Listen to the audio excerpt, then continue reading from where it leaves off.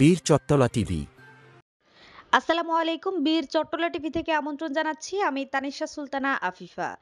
চট্টগ্রাম নগরীর জলাবদ্ধতা সমস্যা সমাধানে সেবা সংশ্লিষ্ট সংস্থাগুলোর সাথে জরুরি বৈঠক করেছেন চট্টগ্রাম সিটি কর্পোরেশনের মেয়র ডাক্তার শাহাদাত হোসেন।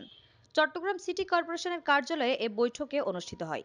বৈঠকে মেয়র ডাক্তার শাহাদাত হোসেন বলেন, বর্ষা মৌসুম শুরু হওয়ার আগে জলাবদ্ধতা নিরসনে সমন্বিত উদ্যোগ গ্রহণ এখন সময়ের দাবি। তিনি দ্রুত সময়ের মধ্যে নালা নর্দমা পরিষ্কার, পানি নিষ্কাশনের পথে অবৈধ স্থাপনা উচ্ছেদ এবং চলমান প্রকল্পের অগ্রগতি তদারকির উপর গুরুত্বারোপ করেন। তিনি আরো বলেন, নগরবাসীর দুর্ভোগ লাঘব আমাদের অগ্রাধিকার। এজন্য সকল সংস্থাকে একসঙ্গে কাজ করতে হবে। সমন্বয়হীনতা দূর না হলে জলাবদ্ধতা নিরসন সম্ভব নয়।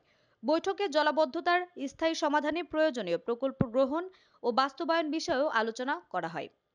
আমাদের আরো আপডেট খবর পেতে চোখ রাখুন বীর চট্টলা টিভিতে। ফেসবুকে ফলো, ইউটিউবে সাবস্ক্রাইব করুন।